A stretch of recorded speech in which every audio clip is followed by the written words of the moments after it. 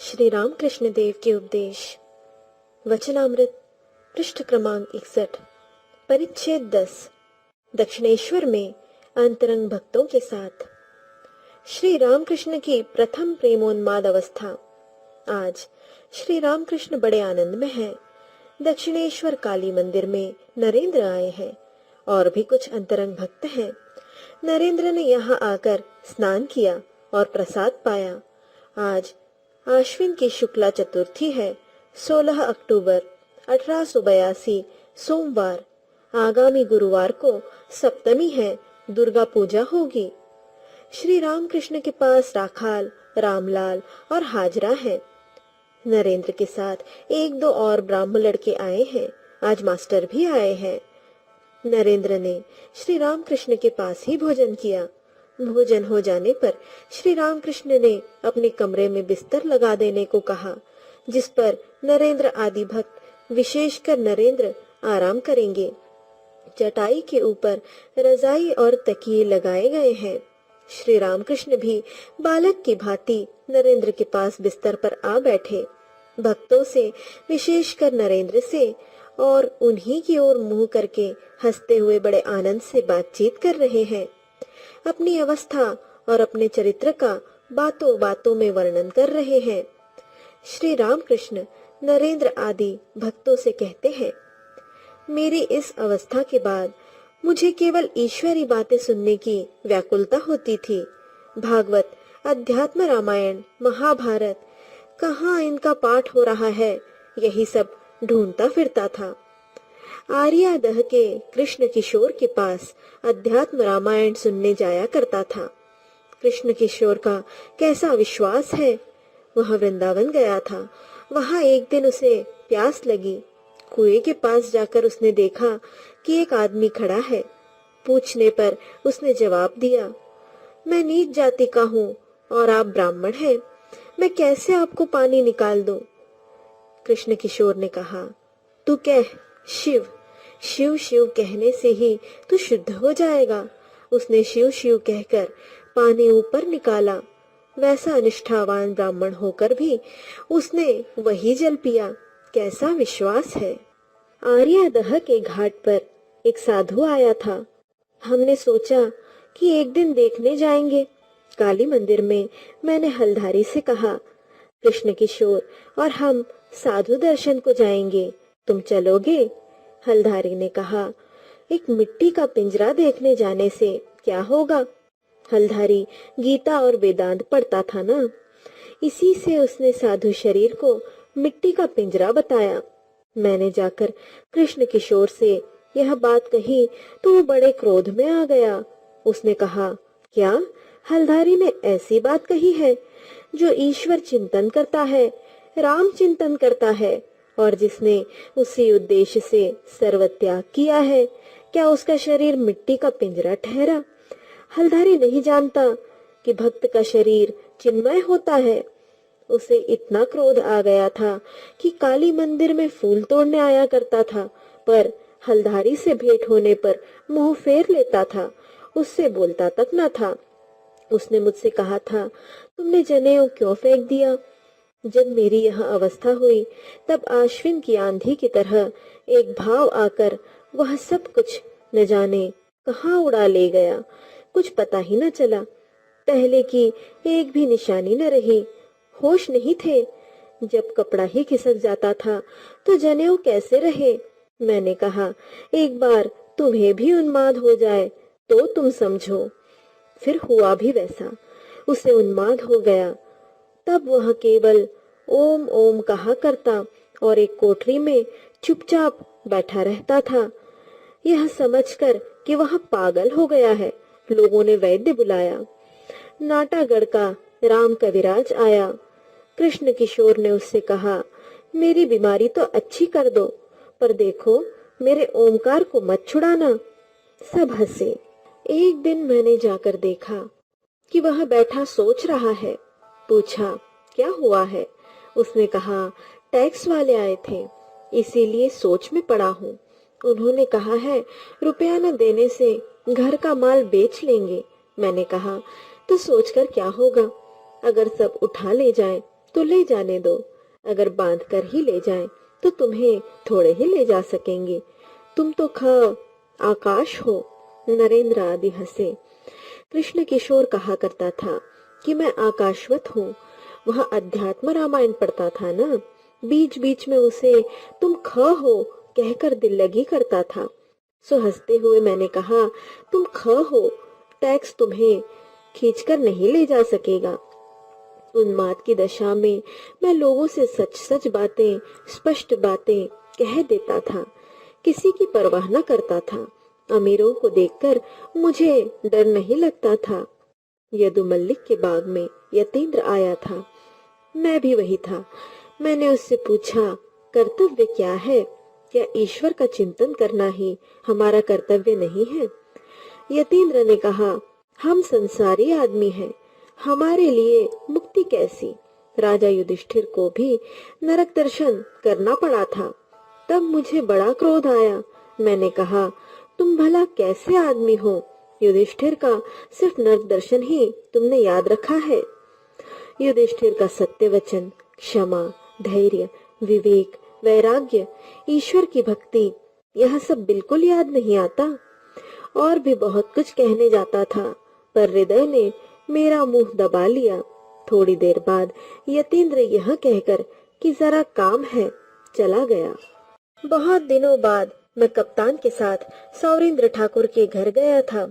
उसे देखकर मैंने कहा, तुम्हें राजा वाजा कह नहीं सकूंगा, क्योंकि वह झूठ बात होगी। उसने मुझसे थोड़ी बातचीत की। फिर मैंने देखा कि साहब लोग आने जाने लगे। वह रजोगुणी आदमी है, बहुत कामों में लगा रहता है। यतीन्द्र को खबर भेजी गई। उसने जवाब दिया, मेरे गले में दर्द हुआ है। उस उन्माद की दशा में एक दूसरे दिन वराह नगर के घाट पर मैंने देखा कि जय मुखर्जी जप कर रहा है, पर अनमना होकर तब मैंने पास जाकर 2 थप्पड़ लगा दिए। एक दिन रासमणी दक्षिणेश्वर में आई, काली माता के मंदिर में आई। वह पूजा के समय आया करती और मुझसे 1-2 गीत गाने को कहती थी। मैं गीत गा रहा था, देखा कि वह अनमनी होकर फूल चुन रही है। बस 2 थप्पड़ जमा दिए। तब होश संभाल कर हाथ बांधे रही। हलधारी से मैंने कहा, भैया यह कैसा स्वभाव हो गया है, क्या उपाय करूं? फिर माँ को पुकारते पुकारते वह स्वभाव दूर हुआ। काशी में विषय संबंधी चर्चा सुनकर श्री रामकृष्ण का रुदन।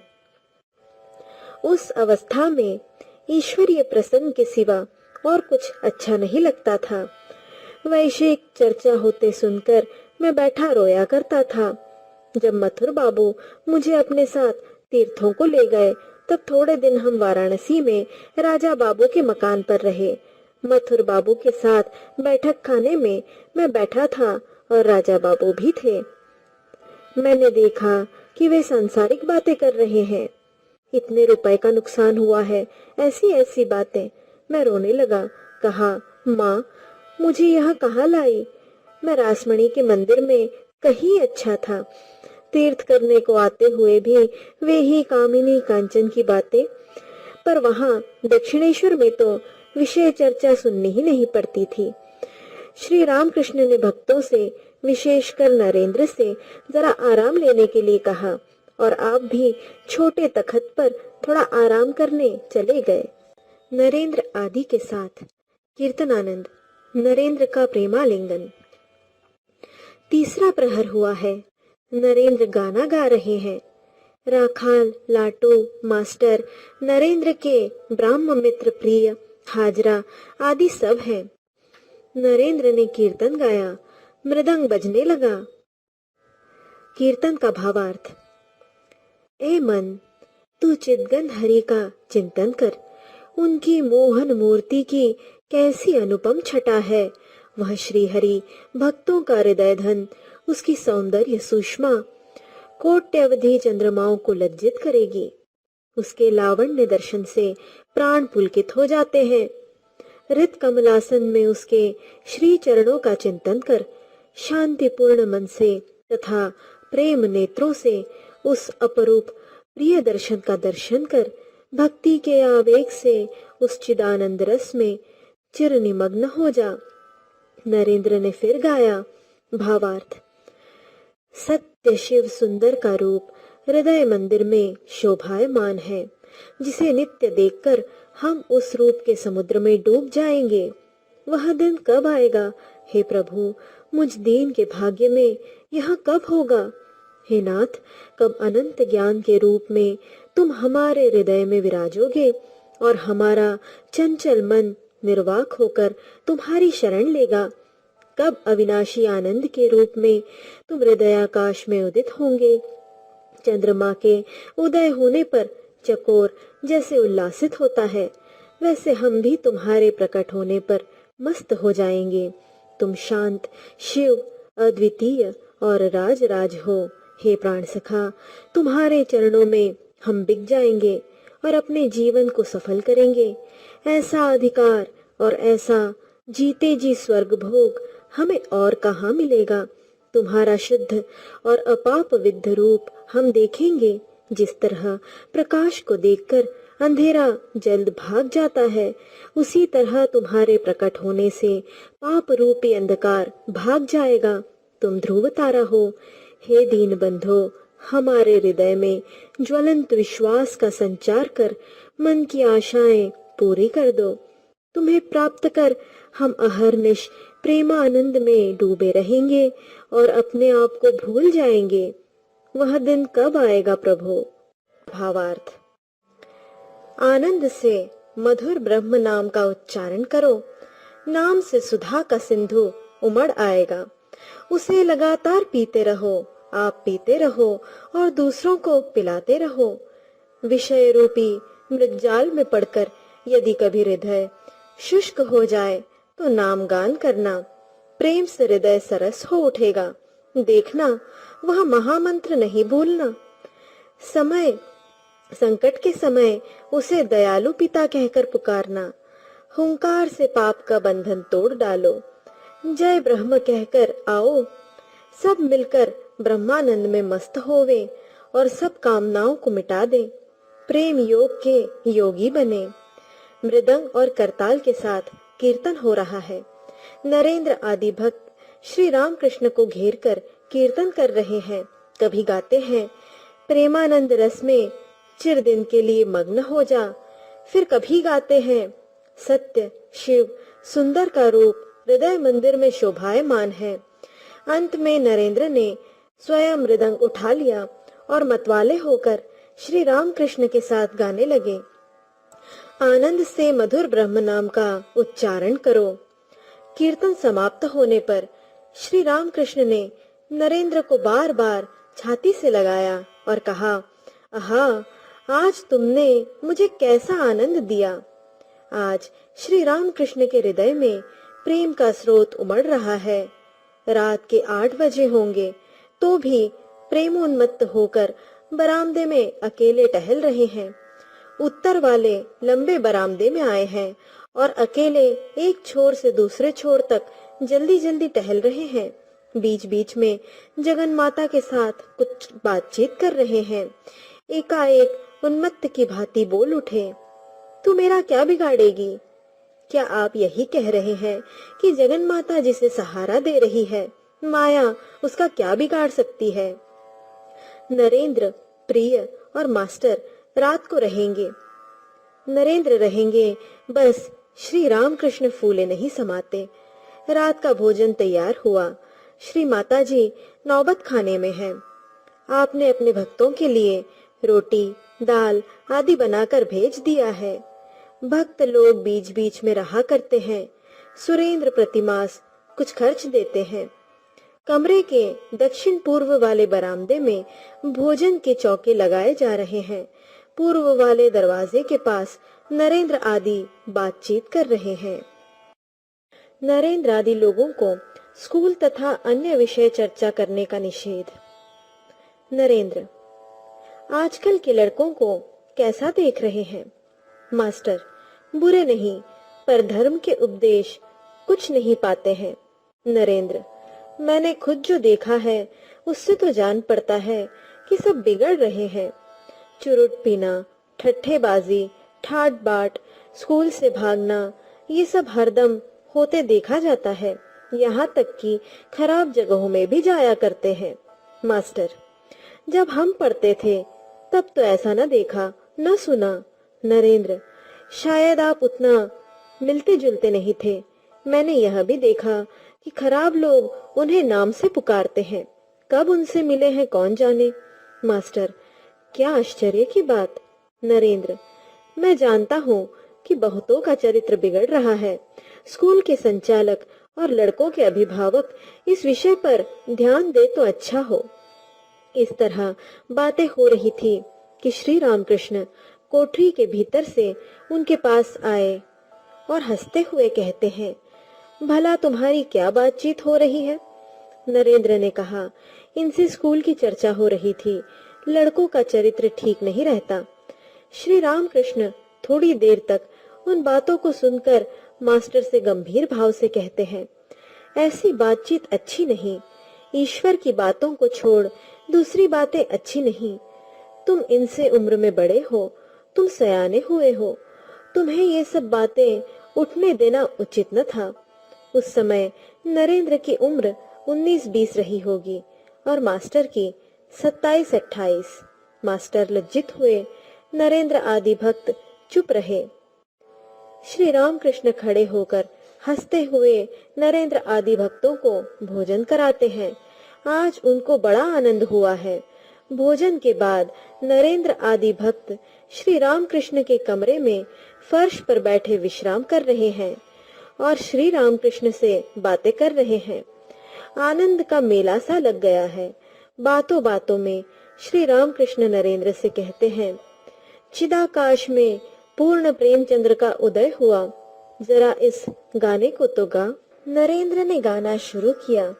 साथ ही अन्य भक्त मृदंग और करताल बजाने लगे। गीत का आशय इस प्रकार था, चिदाकाश में पूर्ण प्रेमचंद्र का उदय हुआ, क्या ही आनंद पूर्ण प्रेम सिंधु उमड़ आया। जय दयामल, जय दयामल, जय दयामल। चारों ओर भक्त रूपी ग्रह जगमगाते हैं। भक्त सखा भगवान भक्तों के संग लीला रसमय हो रहे हैं। जय दयामय। स्वर्ग का द्वार खोल आनंद का तूफान उठाते हुए नव विधान रूपी वसंत समीर चल रहा है। उससे लीला रस और प्रेम गंध वाले कितने ही फूल खिल जाते हैं, जिनकी महक से योगी वृंद योगानंद में मतवाले हो जाते हैं। जय दयामय। संसार रित के जल पर नव विधान रूपी कमल में आनंदमयी माँ विराजती हैं और भावावेश से आकुल भक्त रूपी भौरे उसमें सुधा पान कर रहे हैं। वह देखो माता का प्रसन्न वदन, जिसे देखकर चित्त खिल उठता है और जगत मुग्ध हो जाता है। और देखो माँ के श्री चरणों के पास साधुओं का समूह, वे मस्त होकर नाच गा रहे हैं। आहा, कैसा अनुपम रूप है, जिसे देखकर प्राण शीतल हो गए। प्रेमदास सबके चरण पकड़कर कहता है कि भाई सब मिलकर माँ की जय गाओ। कीर्तन करते करते श्री रामकृष्ण नृत्य कर रहे हैं। भक्त भी उन्हें घेर कर नाच रहे हैं। कीर्तन समाप्त होने पर श्री रामकृष्ण उत्तर पूर्व वाले बरामदे में टहल रहे हैं। श्रीयुत हाजरा उसी के उत्तर भाग में बैठे हैं। श्री रामकृष्ण जाकर वहां बैठे। मास्टर भी वहीं बैठे हैं और हाजरा से बातचीत कर रहे हैं। श्री रामकृष्ण ने एक भक्त से पूछा, क्या तुम कोई स्वप्न भी देखते हो? भक्त, एक अद्भुत स्वप्न मैंने देखा है। यह जगत जलमय हो गया है। अनंत जल राशि, कुछ एक नावें तैर रही थी, एकाएक बाढ़ से डूब गई। मैं और कुछ और आदमी एक जहाज पर चढ़े हैं कि इतने में उस आकुल समुद्र के ऊपर से चलते हुए एक ब्राह्मण दिखाई पड़े। मैंने पूछा, आप कैसे जा रहे हैं? ब्राह्मण ने जरा हंसकर कहा, यहाँ कोई तकलीफ नहीं है, जल के नीचे बराबर पुल है। मैंने पूछा, आप कहाँ जा रहे हैं? उन्होंने कहा, भवानीपुर जा रहा हूँ। मैंने कहा, जरा ठहर जाइए, मैं भी आपके साथ चलूंगा। श्री रामकृष्ण, यह सब सुनकर मुझे रोमांच हो रहा है। भक्त, ब्राह्मण ने कहा, मुझे अब फुर्सत नहीं है, तुम्हें उतरने में देर लगेगी, अब मैं चलता हूँ, यह रास्ता देख लो, तुम पीछे आना। श्री रामकृष्ण, मुझे रोमांच हो रहा है, तुम जल्दी मंत्र दीक्षा ले लो। रात के 11 बज गए हैं। नरेंद्र आदि भक्त श्री रामकृष्ण के कमरे में फर्श पर बिस्तर लगाकर लेट गए। नींद खुलने पर भक्तों में से कोई कोई देखते हैं कि सबेरा हुआ है।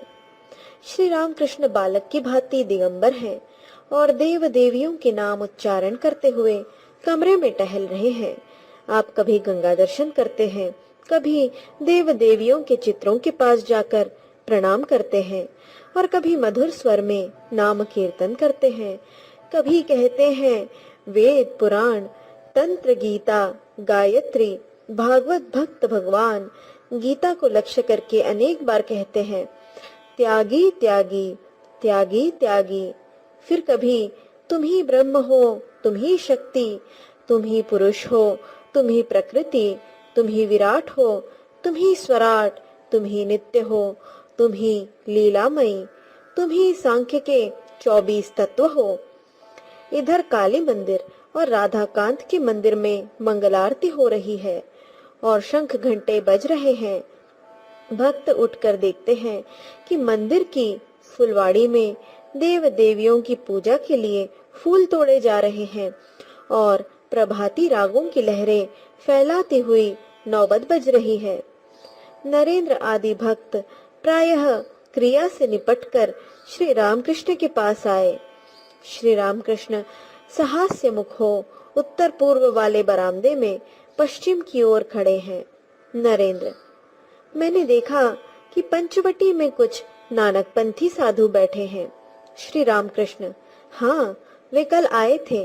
नरेंद्र से, तुम सब एक साथ चटाई पर बैठो, मैं देखूं। सब भक्तों के चटाई पर बैठने के बाद श्री रामकृष्ण आनंद से देखने और उनसे बातचीत करने लगे। नरेंद्र ने साधना की बात छेड़ी। श्री रामकृष्ण नरेंद्र आदि से, भक्ति ही सार वस्तु है। ईश्वर को प्यार करने से विवेक वैराग्य आप ही आप आ जाते हैं। नरेंद्र, एक बात पूछूं, क्या औरतों से मिलकर साधना करना तंत्रों में कहा गया है? श्री रामकृष्ण, वे सब अच्छे रास्ते नहीं, बड़े कठिन हैं और उनसे प्रायः पतन हुआ करता है। 3 प्रकार की साधनाएं हैं, वीर भाव, दासी भाव और मातृभाव। मेरी मातृभाव की साधना है, दासी भाव भी अच्छा है। वीर भाव की साधना बड़ी कठिन है। संतान भाव बड़ा ही शुद्ध भाव है। नानक पंथी साधुओं ने आकर श्री रामकृष्ण को नमो नारायण कहकर अभिवादन किया। श्री रामकृष्ण ने उनसे बैठने को कहा। ईश्वर के लिए सभी कुछ संभव है। श्री रामकृष्ण कहते हैं, ईश्वर के लिए कुछ भी असंभव नहीं, उनका यथार्थ स्वरूप कोई बता नहीं सकता, सभी संभव है। 2 योगी थे, ईश्वर की साधना करते थे। नारद ऋषि जा रहे थे, उनका परिचय पाकर एक ने कहा, तुम नारायण के पास से आते हो, वे क्या कर रहे हैं? नारद जी ने कहा, मैं देख आया कि वे एक सुई के छेद में ऊंट हाथी घुसाते हैं और फिर निकालते हैं। उस पर एक ने कहा, इसमें आश्चर्य ही क्या है, उनके लिए सभी संभव है। पर दूसरे ने कहा, भला ऐसा कभी हो सकता है, तुम वहां गए ही नहीं। दिन के 9 बजे होंगे। श्री रामकृष्ण अपने कमरे में बैठे हैं। कोन नगर से मनोमोहन सपरिवार आए हैं। उन्होंने प्रणाम करके कहा, इन्हें कलकत्ते ले जा रहा हूँ। कुशल प्रश्न पूछने के बाद श्री रामकृष्ण ने कहा, आज माह का पहला दिन है और तुम तो कलकत्ते जा रहे हो, क्या जाने कहीं कुछ खराबी न हो। यह कहकर जरा हंसे और दूसरी बात कहने लगे। नरेंद्र और उनके मित्र स्नान करके आए। श्री रामकृष्ण ने व्यग्र होकर नरेंद्र से कहा, जाओ बट के नीचे जाकर ध्यान करो, आसन दूं। नरेंद्र और उनके कुछ ब्राह्मण मित्र पंचवटी के नीचे ध्यान कर रहे हैं। करीब 10:30 बजे होंगे। थोड़ी देर में श्री रामकृष्ण वहां आए। मास्टर भी साथ हैं। श्री रामकृष्ण कहते हैं ब्राह्म भक्तों से, ध्यान करते समय ईश्वर में डूब जाना चाहिए। ऊपर ऊपर तैरने से क्या पानी के नीचे वाले लाल मिल सकते हैं? फिर आपने राम प्रसाद का एक गीत गाया जिसका आशय इस प्रकार है, ए मन काली कहकर हृदय रूपी रत्ना करके अथाह जल में डुबकी लगा। यदि 2 ही 4 डुबकियों में धन हाथ न लगा तो भी रत्नाकर शून्य नहीं हो सकता। पूरा दम लेकर एक ऐसी डुबकी लगा कि तू कुल कुंडलिनी के पास पहुंच जाए। ए मन, ज्ञान समुद्र में शक्ति रूपी मुक्ताएं पैदा होती हैं। यदि तू शिव की युक्ति के अनुसार भक्ति पूर्वक ढूंढेगा तो तू उन्हें पा सकेगा। उस समुद्र में काम आदि 6 घड़ियाल हैं जो खाने के लोभ से सदा ही घूमते रहते हैं। तो विवेक रूपी हल्दी बदन में चुपड़ ले, उसकी बू से वे तुझे छुएंगे नहीं। कितने ही लाल और माणिक उस जल में पड़े हैं। राम प्रसाद का कहना है कि यदि तू कूद पड़ेगा तो तुझे वे सब के सब मिल जाएंगे। ब्राह्म समाज वक्तृता और समाज संस्कार, सोशल रिफॉर्म्स। पहले ईश्वर लाभ, उसके बाद लोक शिक्षा। नरेंद्र और उनके मित्र पंचवटी के चबूतरे से उतरे और श्री रामकृष्ण के पास खड़े हुए। श्री रामकृष्ण दक्षिण मुख होकर उनसे बातचीत करते करते अपने कमरे की तरफ आ रहे हैं। श्री रामकृष्ण, गोता लगाने से तुम्हें घड़ियाल पकड़ सकते हैं, पर हल्दी चुपड़ने से वे नहीं छू सकते। हृदय रूपी रत्नाकर के अथाह जल में काम आदि 6 घड़ियाल रहते हैं, पर विवेक वैराग्य रूपी हल्दी चुपड़ने से वे फिर तुम्हें नहीं छुएंगे। केवल पंडिताई या लेक्चर से क्या होगा यदि विवेक वैराग्य न हुआ। ईश्वर सत्य है और सब कुछ अनित्य, वे ही वस्तु है, शेष सब अवस्तु। इसी का नाम विवेक है। पहले हृदय मंदिर में उनकी प्रतिष्ठा करो। वक्तृता, लेक्चर आदि जी चाहे तो उसके बाद करना। खाली ब्रह्म ब्रह्म कहने से क्या होगा यदि विवेक वैराग्य न रहा। वह तो नाहक शंख फूकना हुआ। किसी गांव में पद्मलोचन नाम का एक लड़का था। लोग उसे पदुआ कहकर पुकारते थे। उसी गांव में एक जीर्ण मंदिर था। अंदर देवता का कोई विग्रह न था। मंदिर की दीवारों पर पीपल और अन्य प्रकार के पेड़ पौधे उग आए थे। मंदिर के भीतर चमगीदड़ अड्डा जमाए हुए थे। फर्श पर गर्द और चमगीदड़ों की विष्ठा पड़ी रहती थी। मंदिर में लोगों का समागम नहीं होता था। एक दिन संध्या के थोड़ी देर बाद गांव वालों ने शंख की आवाज सुनी। मंदिर की तरफ से भौ भौ करके शंख बज रहा है। गांव वालों ने सोचा कि किसी ने देवता प्रतिष्ठा की होगी और संध्या के बाद आरती हो रही है। लड़के, बूढ़े, औरत, मर्द सब दौड़ते हुए मंदिर के सामने हाजिर हुए। देवता के दर्शन करेंगे और आरती देखेंगे। उनमें से एक ने मंदिर का दरवाजा धीरे से खोलकर देखा कि पद्मलोचन एक बगल में खड़ा होकर भौ भौ शंख बजा रहा है। देवता की प्रतिष्ठा नहीं हुई। मंदिर में झाड़ू तक नहीं लगाया गया। चमगीदड़ों की विष्ठा पड़ी हुई है। तब वह चिल्लाकर कहता है, तेरे मंदिर में माधव कहाँ? पदुआ, तूने तो नाहक शंख फूंक कर हुल्लड़ मचा दिया है। उसमें 11 चमगीदड़ रात दिन गश्त लगा रहे हैं। यदि हृदय मंदिर में माधव प्रतिष्ठा की इच्छा हो, यदि ईश्वर का लाभ करना चाहो, तो सिर्फ भौ भौ शंख फूकने से क्या होगा? पहले चित्त शुद्धि चाहिए। मन शुद्ध हुआ तो भगवान उस पवित्र आसन पर आविराजेंगे। चमगीदड़ की विष्ठा रहने से माधव नहीं लाए जा सकते। 11 चमगीदड़ का अर्थ है 11 इंद्रियां, 5 ज्ञान की इंद्रियां, 5 कर्म की इंद्रियां और मन। पहले माधव प्रतिष्ठा, बाद में इच्छा हो तो वक्तृता, लेक्चर आदि देना। पहले डुबकी लगाओ, गोता लगाकर लाल उठाओ, फिर दूसरे काम करो। कोई गोता लगाना नहीं चाहता, न साधन, न भजन, न विवेक वैराग्य। 2-4 शब्द सीख लिए, बस लगे लेक्चर देने। शिक्षा देना कठिन काम है। ईश्वर दर्शन के बाद यदि कोई उनका आदेश पाए तो वह लोगों को शिक्षा दे सकता है। अविद्या स्त्री, सच्ची भक्ति हो तो सभी वश में आ जाते हैं। बातें करते हुए श्री राम कृष्ण उत्तर वाले बरामदे के पश्चिम भाग में आ खड़े हुए। मणि पास खड़े हैं। श्री राम कृष्ण बारंबार कह रहे हैं, बिना विवेक वैराग्य के भगवान नहीं मिलेंगे। मणि विवाह कर चुके हैं, इसीलिए व्याकुल होकर सोच रहे हैं कि क्या उपाय होगा। उनकी उम्र 28 वर्ष की है। कॉलेज में पढ़कर उन्होंने कुछ अंग्रेजी शिक्षा पाई है। वे सोच रहे हैं, क्या विवेक वैराग्य का अर्थ कामिनी कांचन का त्याग है। मणि श्री राम कृष्ण से कहते हैं, यदि स्त्री कहे कि आप मेरी देखभाल नहीं करते हैं, मैं आत्महत्या करूंगी, तो कैसा होगा। श्री राम कृष्ण गंभीर स्वर से, ऐसी स्त्री को त्यागना चाहिए जो ईश्वर की राह में विघ्न डालती हो, चाहे वह आत्महत्या करे चाहे कुछ और। जो स्त्री ईश्वर की राह में विघ्न डालती है वह अविद्या स्त्री है। गहरी चिंता में डूबे हुए मणि दीवार से टेक कर एक तरफ खड़े रहे। नरेंद्र आदि भक्त भी थोड़ी देर निर्वाक हो रहे। श्री रामकृष्ण उनसे जरा बातचीत कर रहे हैं।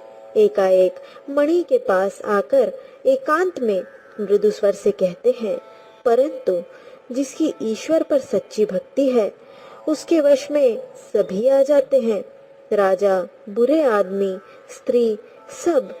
यदि किसी की भक्ति सच्ची हो तो स्त्री भी क्रम से ईश्वर की राह पर जा सकती है। आप अच्छे हुए तो ईश्वर की इच्छा से वह भी अच्छी हो सकती है। मणि की चिंताग्नि पर पानी बरसा।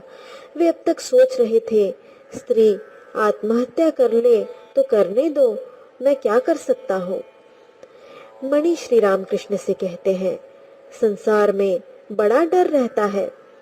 श्री रामकृष्ण मणि और नरेंद्र से कहते हैं, इसी से तो चैतन्य देव ने कहा था, सुनो भाई नित्यानंद, संसारी जीवों के लिए कोई उपाय नहीं। मणि से एकांत में कहते हैं, यदि ईश्वर पर शुद्धा भक्ति न हुई तो कोई उपाय नहीं। यदि कोई ईश्वर का लाभ करके संसार में रहे तो उसे कुछ डर नहीं। यदि बीच बीच में एकांत में साधना करके कोई शुद्धा भक्ति प्राप्त कर सके तो संसार में रहते हुए भी उसे कोई डर नहीं। चैतन्य देव के संसारी भक्त भी थे। वे तो कहने भर के लिए संसारी थे। वे अनासक्त होकर रहते थे। देव देवियों की भोग आरती हो चुकी, वैसे ही नौबत बजने लगी। अब उनके विश्राम का समय हुआ। श्री रामकृष्ण भोजन करने बैठे। नरेंद्र आदि भक्त आज भी आपके पास प्रसाद पाएंगे।